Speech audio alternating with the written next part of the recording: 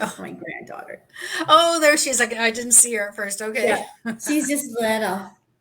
She's the Oh, wee. hi. Hi, say Hi hello. there. How are you? You're so She's cute. 2. She's only 2, so she's Oh, learning everything right now. yeah. Well, my sister has lots of grandchildren. Her youngest is 4, and I saw her the other day, and I said, "Yeah, how old are you now? Are you 4?" No, I'm 4 and a quarter. A Yeah, quarter. we stopped counting the quarters, but Yeah. I've never seen a little one say that, but I'm almost 52. I'll be 52 in October, and I'm still cycling, but it's unpredictable and typical. lots of roller coaster stuff going on. Well, let me talk about that today, okay? Yeah. So the biggest thing, and I really noticed this because I have a generalized anxiety disorder that's, Hmm. medically documented and diagnosed and all that. Hmm.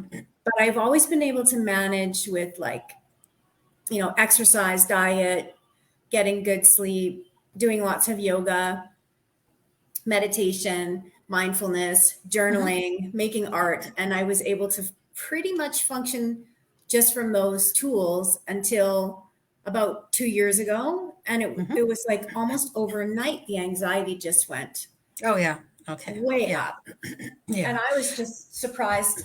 Everything still worked, but I can't live my life in a bubble.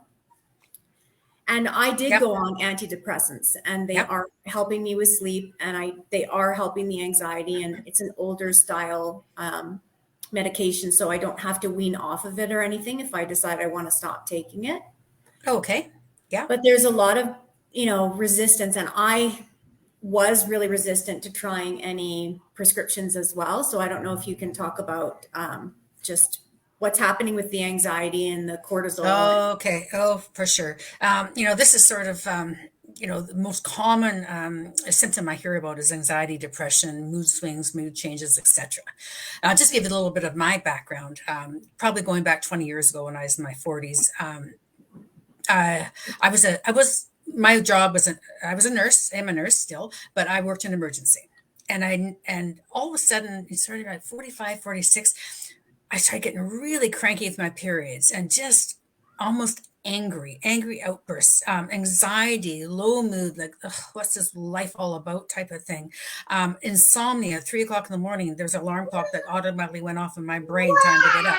Sort of tired but wired. I had heavy, clotty periods, and I was just exhausted. I went to my doctor, and he says, well, and I had aches and pains. Everything hurt. I had heart palpitations. And so he sent me to a rheumatologist. Everything came back normal. Sent me to a cardiologist, and he says, you've got idiopathic arrhythmias, meaning your heart does beat irregularly. Sometimes it doesn't mean anything. It's not harmful. Back to my medical doctor. He says, well, I don't know what's wrong with you. Maybe you're going through some hormone changes. Come and see me when you're 2 years postmenopausal. And I'm thinking at that time, where's the bridge? I can't live like this. So that sent me on a mission. I started taking courses down in the States at American Academy of Anti-Aging Medicine, 5-day courses on hormones, adrenals, thyroid, etc. And every book I could get my hands on, I would read. And when I figure out how to balance my hormones, worked on my adrenals, the aliens left me. And at that time, it was so profound. And because I was one of the 20% of women who are really affected by hormonal changes, I actually opened a physical clinic at that time.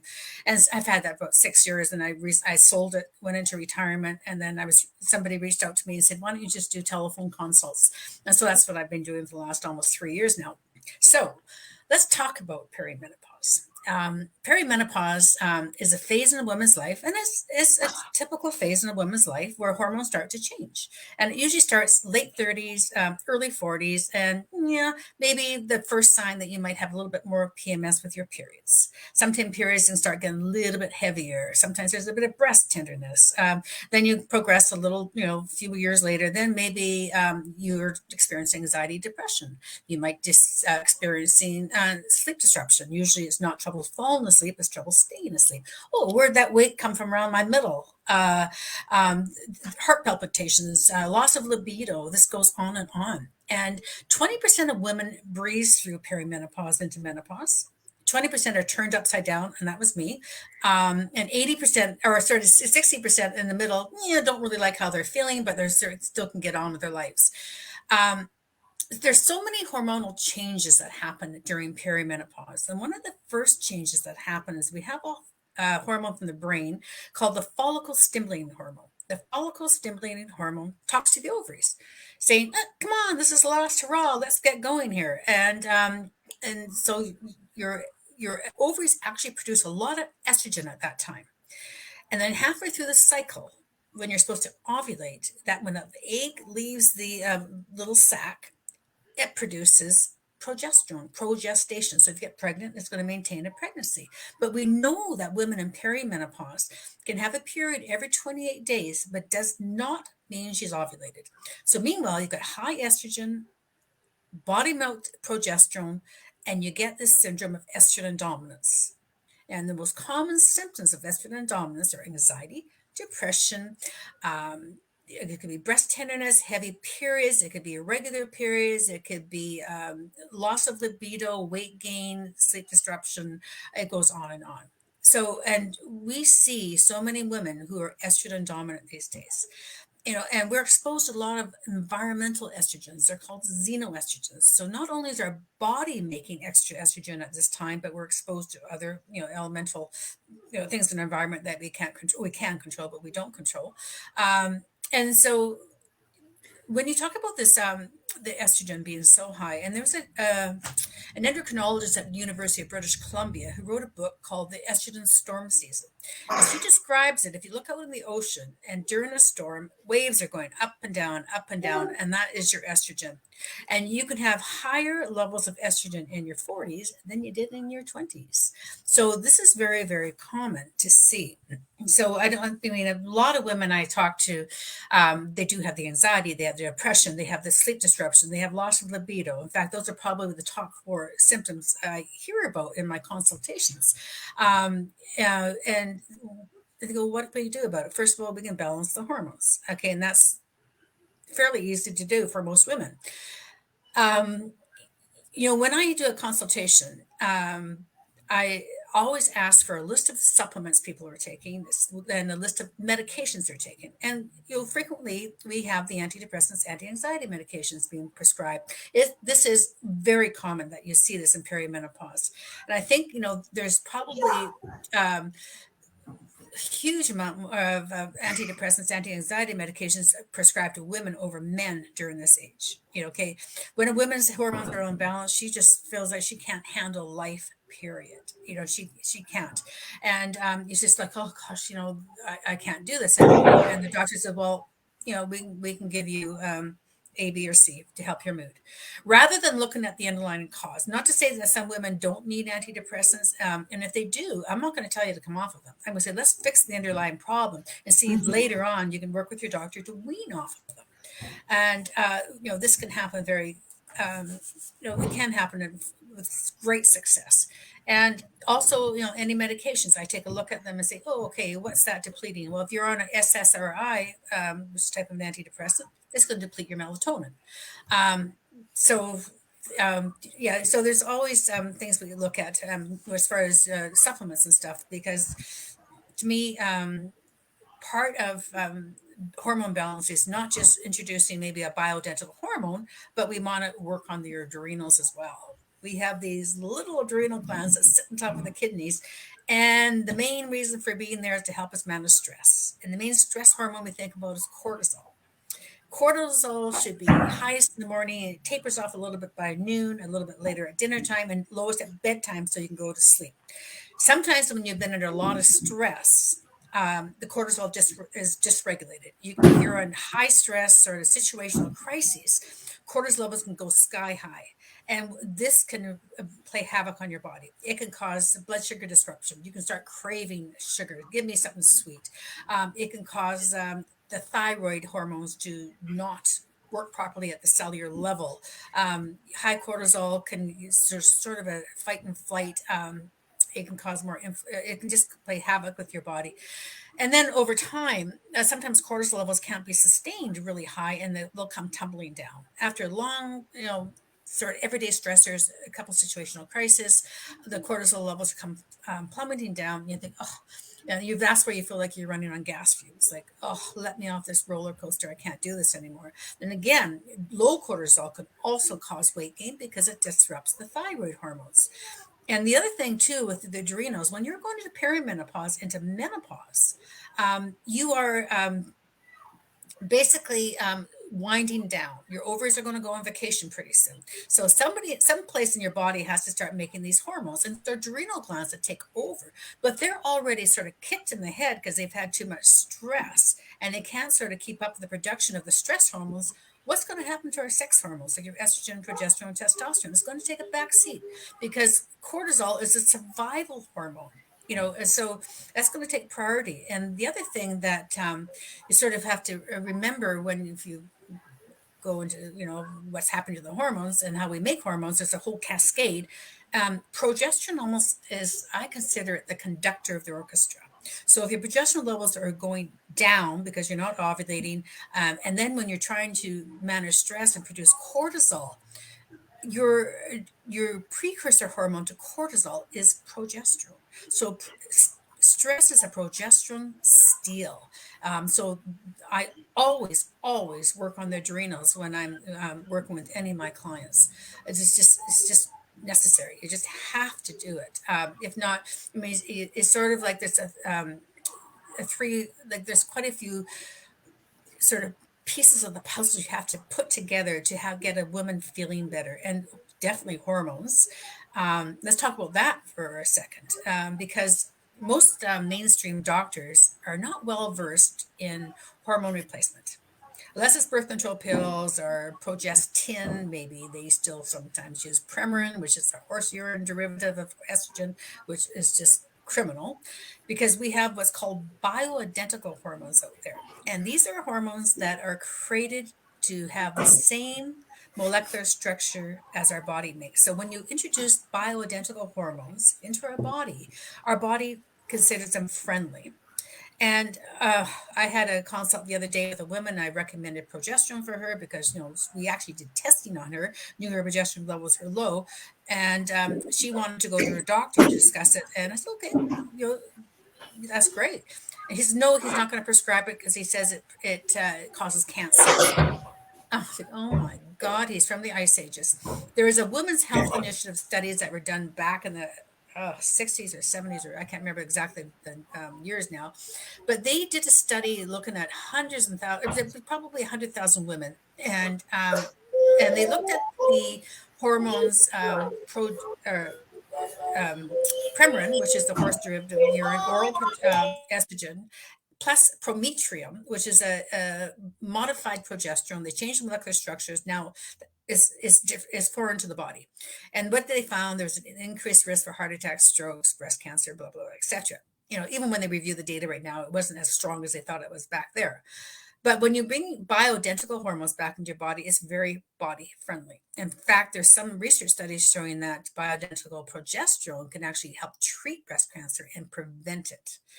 When with this particular hormone, it is really, again, as women call it their happy hormone.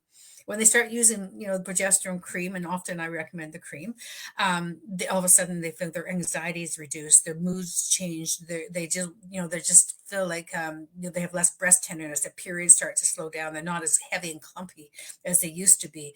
And I started progesterone when I was 46, and to this day I'm still on it. And the reason why I will not come off it, because it's neuroprotective, it protects your brain. It's osteoprotective, it protects your bones because it actually stimulates osteoblasts, which are the new building blocks of the bones. And it protects my breast because estrogen is a lot of times stimulating to breast tissue. So you want to make sure that's sort of in order. I didn't have to, and I test my hormones every year. And for me, I didn't have to actually introduce estrogen until I was probably 62. So, I went through all my, 50s without needing estrogen because I had a lot of sort of stored up estrogen for some reason. And some women do. Some women need estrogen when they get into menopause, and menopause is described as 12 months without a period or spotty, and then you officially graduate, you have your party. Now you're postmenopausal. So that's just like a date, 12-month date. That's how we describe menopause. But again, perimenopause can start much earlier than that. So yeah. And I'm doing all the talking. Yeah, that's okay. My granddaughter's got a loud toy that she's Oh, of course she exploring does. at Yeah. the moment, of course, because Hmm. she was so quiet all morning. But Yeah.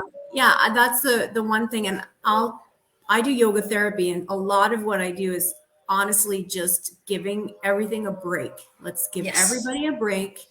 There's a guided relaxation every Yes. time because the daily practice really does help to bring everything back down a little Yeah. bit so you can function a little bit better. And I've tried adrenal Absolutely. gland, like I think 2 or 3 different supplements for adrenal gland Hmm. support and had them make no difference. So I Yeah. stopped taking them because, Yeah. And remember, I what said my doctor these are said is don't just keep taking it. If you're not noticing anything, you're just no. wasting your money. Yeah, and the thing is with adrenals and working on hormones, we do it as in we synchronize it. They have to be done together. So if you have a hormone imbalance and just work on your adrenals, that's not going to fix your hormone imbalance, and vice versa. And with adrenal supplements, sometimes it's like you try something for a while and then you maybe change it up and try something else. And for my go to for adrenals is lots of vitamin C because our adrenal glands use more vitamin C than any other cell in the body. And when you're under stress, it depletes your vitamin C. And vitamin C is so necessary for collagen. So we have collagen in every musculoskeletal fiber of our body. We have collagen in our arterial walls. We have collagen in our skin. So, when you think about if you've known somebody who's been really stressed and you haven't seen them for a year and think, oh my God, they've aged overnight. It's probably because of the adrenals and the depletion of vitamin C, which supports collagen in the body. And all of a sudden you get these massive, aging process that goes on. And the other thing I recommend with adrenals, your B vitamins. B vitamins are so essential for energy. It's so essential for so many different things. And then we look at the adaptogens. You probably tried maybe a rhodiola or a ashwagandha or Siberian ginseng, or I don't know what you tried, but there's a bunch of different things. And depending on symptoms, I'll recommend, maybe A for somebody else, B for somebody different. There's so many different varieties out there. And then the other thing too with working on hormones, I discuss not only hormones, adrenals, but gut issues. A lot of women have gut issues, which is so very important. Why do you have gut issues? And it could be, maybe you've got a bit of a congested liver and you're not really producing enough digestive enzymes. I think any woman over 50 should be taking a digestive enzyme and to help break down the food so you can, extract break down the proteins and the fats, carbs, etc.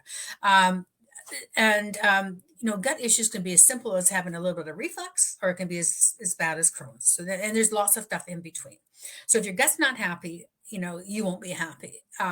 You think about neurotransmitters, and neurotransmitters are things that affect your mood. Like we've got excitatory neurotransmitters, and we have inhibitory neurotransmitters. And excitatory neurotransmitters kind of wind you up and get you all kind of stressed, so you can deal with stress. And then all of a sudden you need a parasympathetic. Then you have the ones that come in and settle things down. And if you're 80% of neurotransmitters are produced in the gut. So if you've got gut issues, you're probably going to have a few mood issues on top of that. So gut is really important. And some of my basic things I talk about and is vitamin D, for instance. 93% of Canadians are deficient in vitamin D. And the most common symptoms of D deficiency are almost symptoms similar to seasonal affective disorder, like anxiety, depression, feeling low mood, sometimes memory and focus problems can affect your hair too. Um, and I always recommend vitamin D, and not the 1,000 international units that most people recommend. I'm usually looking at 3 to 5,000. I test my vitamin D levels again once a year. I myself need 3,000 international units of vitamin D in the summer and 8,000 in the winter to keep me optimal. And we know that the studies have shown that higher vitamin D levels, not only does it improve mood, but it can actually help with painful periods, PMS. It can increase your immunity. And that's why they're saying that, even with COVID, we should have been upping our vitamin D. And there's so many studies that were done at like Creighton University, Nebraska, and a few other universities in Europe, saying that higher vitamin D levels decrease your risk for all types of cancers. And the most dramatic decrease they found with optimal vitamin D levels was a decrease in colon cancer by 80%. Simple, and you know that there's a low vitamin D deficiency is also associated with neuropsychiatric disorders like Alzheimer's, dementia, and multiple sclerosis. Canada has the highest incidence of multiple sclerosis in the world, and highest rate of Norway, Sweden, and Canada have the highest rate of death from dementia. So simple vitamin D can go a long ways. The other thing that I always try to find out when I do a hormone consultation for my ladies is what's your ferritin levels? What are your iron levels doing? And with our healthcare system, when you go get an iron level checked, most often with most labs, the normal range is 18 to 225, which is absolutely ridiculous. You need a ferritin level of closer to 80 to 100 for you to feel better. 80 for your thyroid to work properly, 100 for your hair follicles to respond. Now, the symptoms of low ferritin can be just fatigue, unexplained fatigue, irritability, memory problems, foggy brain syndrome, your hair starts to fall out. You could have things like ringing in your ears, achiness in your legs. These are all symptoms of low ferritin.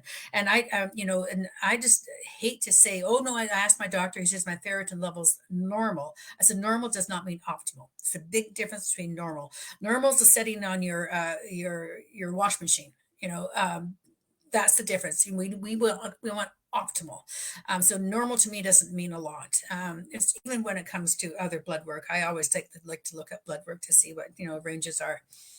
The other thing I really recommend for anxiety, irritability, PMS, low energy, blood sugar regulation is magnesium. Most of us are deficient in magnesium. And we don't even know it because if you do a blood test that shows magnesium in the ranges, that doesn't tell you what's happening down the cellular level. So magnesium is really necessary, first of all, for the utilization of vitamin D. Without enough magnesium, your body's not going to utilize vitamin D. It's going to be stored. You're not going to have a good effect from it. So, and magnesium is absolutely necessary if you're a diabetic. High magnesium intake is actually crucial for diabetics. And most of them don't know that. So we lose magnesium when we're stressed. We lose magnesium when we're estrogen dominant. We lose magnesium when you sweat. We just, when we don't, again, consume enough magnesium. We get enough calcium in our diets, but we don't, somebody just said doctors don't normally test for it. And yeah, they don't, because even when the tests come back and they're normal, to me, that means nothing. If it's low normal, it tells you a little bit more. I did see one subnormal magnesium. And I said, okay, if your serum magnesium is low, what's happening down the cellular level? It's just crazy. And magnesium can be helpful for so many women. And magnesium comes in different types. There's magnesium oxide, magnesium citrate, magnesium bisglycinate. I like magnesium bisglycinate the best. I think it's well absorbed. It's gentle on the stomach. Magnesium oxide can be very irritating for the stomach, and I try to stay away from that unless someone has a history of migraines. And research has shown that actually magnesium oxide is very beneficial for migraine treatment. What else can we talk about? Yeah, it's just unfortunately, medical doctors do not get any education on women's hormones. They might touch a little bit on menopause, but nothing on perimenopause. In fact, I was doing a consult from a woman back. She was back east in the U.S. somewhere, and she had a kind of a telehealth appointment with a doctor. Her doctor was on leave, but their locum had filled in, and she said to him, "I think I'm perimenopausal," and he said, "I have never heard that before. I haven't heard that term." Think, oh my God. And you think about only 8% of research money, I know in British Columbia, is spent on women's health, which is just a shame. But that's why, groups like this and yeah, I've lost your Jessica. I've lost the sound on yours again. I don't know if you can Yeah, hear me still. I'm muted Okay. because my granddaughter is Oh, 2 okay. and she's very loud. But I think the I only was thing sitting trying to read your lips, and I thought you're saying something to me, and I can't. yeah, you kind of addressed everything, Hmm. except for the weight gain. And that seems to Okay. be a really troubling issue. And I was just Okay. talking to my trainer about it yesterday.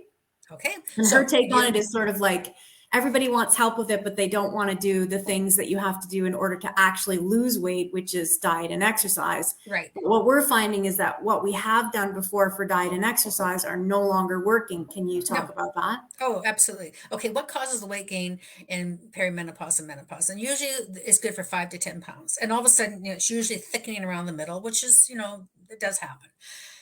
When you're estrogen dominant, it's going to cause a lot of weight gain around your hips, your thighs, and sort of lower body. When you have adrenal fatigue, when your cortisol levels are not where they should be, you'll start developing belly fat. And remember when I said when you're estrogen dominant, or if you have adrenal fatigue, it has a very negative effect on your thyroid. And you go on your doctors and they measure what's called a thyroid stimulating hormone, TSH. And this is another one that's just like fingernails on a blackboard for me, because the normal range goes from something like 0.8 to up to 5. I don't like to see a TSH higher than 2. To me, that's telling you, you probably have a problem. But if your TSH is normal, they're not going to measure the thyroid hormone free T4, which comes from the thyroid, and that has to convert to free T3 in the liver. And free T3 is your active thyroid hormone. That's what controls your metabolism. It drives your sex drive. It goes on and on. So when we again see women with problems losing any weight, even though they're doing everything just right, working on their hormones, balancing their adrenals, can really help. Sometimes, if that weight is really stubborn, I'll say, let's do a little bit of a liver cleanse for a couple of weeks, because there's some great supplements out there to flush the liver so the liver can start doing what it's supposed to do. So often our livers become very sluggish, and some people are even diagnosed with a fatty liver. So the liver is a really important organ. So sometimes we recommend. Okay, somebody asked, how do you know you have adrenal fatigue? Okay, adrenal fatigue can be symptoms can cross over with symptoms of hormone imbalance, but often it's mood changes, it's sleep disruption, it's weight gain around the middle, irritability. Sometimes just feel like you've lost your drive, your memory goes off, you've got foggy brain. Um, it can just libido is really affected by adrenal fatigue, and I think 95% of the women I speak to, because they have hormone issues, have lost their libido. So the only way you can really ascertain whether your adrenals are not working properly is we do saliva testing for looking at cortisol levels at 4 points during the day: in the morning, noon, dinner, and at bedtime. So that tells you what's called if you are producing cortisol in the right pattern. Sometimes we see when I do a testing on women, they might have really low cortisol in the morning, where if you got low cortisol in the morning, you're going to be dragging it, you're going to be dragging to get your butt out of bed and get on with the day's chores. And then you might get too much of a rise at night. Well, that's going to affect your sleep, because now you're in a fight and flight. And I like what you said about the yoga, because you want to bring things down. And when you're in sort of fight and flight, you're in a sympathetic overdrive, fight and flight. You want to get into parasympathetic, where you get the calming. And that's where, the yoga and the deep breathing and stuff can be very, very helpful for that. In fact, I tell my women, if you're driving, just every time you come to a light, do some deep breathing in through your nose, bring it into your gut, and slowly release it, because that will help stimulate the parasympathetic nervous system. But when you do that, it also stimulates nitric oxide production in the lining of your arteries, so it relaxes arteries. So your blood pressure will come down. What really drives me too, and women go to their doctors and they've got their annual test. They're waiting for an hour for their appointment because the doctor's late, and then you're up in the stirrups doing a pap smear, and then they take a blood pressure. Oh, your blood pressure a little bit high, you think?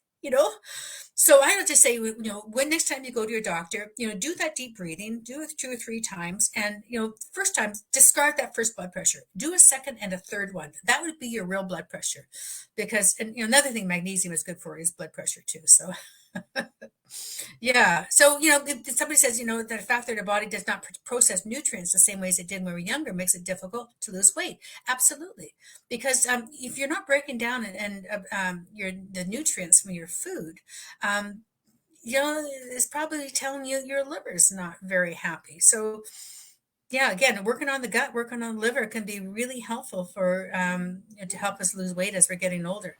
Yeah, This is I very just common. was back and forth with someone in the group about that. I think it was yesterday because she said, "Well, what does the liver have to?" I've just been reading all about this, and what does the liver have to do with any of it? And it's like, well, your liver Oh, is processing everything. So if you have everything. fatty liver, then that is going to make it kind of sluggish and perhaps interfere with Yes. the quality of that Right. process. So, Yeah. there's simple things that you can do for the liver Yeah. cleanse, and there's supplements. And I have a mix of tea that I like to use, Yeah. and I'll use sometimes like milk thistle, I think it is, Yep. and Milk those kind of is good. things. Yep. And I do feel that that made a big difference. And I Yep. just added more celery and parsley to my diet. Right. I read, I think Right. it's the Medical Intuitive has a liver cleanse that was Hmm. pretty extreme, like drinking celery juice every morning. No, I mean, I I think if you've couldn't do got that. adrenal fatigue, you don't want to do a severe cleanse. It's too No. hard in the body. I myself, once every 6 months, there's a company in Canada called Pasco, Pascoe, and it's like it's homeopathics, and you use 30 drops. There's three different formulas in there, and you use 30 drops a day. And then blah, blah, blah. So I mean, this is really necessary, I think, for so many people. And sometimes you get overwhelmed with supplements, and some say, oh, do I have to take so many supplements? And I said, well, you know what? There's no magic wand. I wish I could just wave that magic wand and now you're going to be fine. But it's such, it's like putting the pieces of the puzzle together. Um, you know, you think about fatty liver. I think I was just asked about that. Fatty liver is usually a result of poor eating, not enough exercise, too much alcohol, etc. Fatty liver can cause you to be sort of your liver to be congested and sort of blocked, and we can turn that around. That's another topic altogether. But when you think about how everything's metabolized in the liver, and sometimes it's just genetically predisposed, how we do things, and when we are not processing properly in our liver, it's going to come back to bite us. Like hormones should be broken down and eliminated, and that's it. And if you don't process them, they're going to be recycled back into your body, back into your gut, and it's going to play havoc with your gut. So there's so many things that we can do to sort of improve our health. And the thing is, our healthcare system is a band-aid system. Let's wait till you have a problem, then we'll put the band-aid on it, then we'll fix you. You're not fixing anything. We as you know women or men, we have to be taking responsibility for our health. Just like you have a car, you don't drive it for 50,000 kilometers or 100,000 kilometers without doing an oil change or getting something done to your car, the brakes changed, etc. It was same with our body. We can't go on and on and on and not expect things to break down. And but there's so many things we can do to help our body from not breaking down. And part of that is working on the adrenals. And the other thing you think about is inflammation is the root of all evil, aging and disease. And how we can really decrease inflammation in our body, is by what we eat, what we put into our body. Not to say you have to be 100% good all the time, but I try to say low carbs is the best, and not to say you have to go totally keto, but carbs are killing us. There is a doctor. David Perlmutter, who's a neurologist down in the US, he wrote a book called The Grain Brain, and basically saying how this is, the grains and the sugars are destroying us. They're causing Alzheimer's, they're causing dementia, they're causing arteriosclerosis. They're killing us. And our grain, even our wheat is so genetically modified these days. And it's playing havoc on all parts of our body. And if I see somebody with good gut issues, first thing I say, get off your grains. Let's see how you do with no grains for 30 days. And it's probably because you've got a sensitivity to the grains. But inflammation is the root of all evil, and diet is the big one. Cutting out processed food as much as possible, especially if you've got fatty liver. Processed foods are going to compound the problem.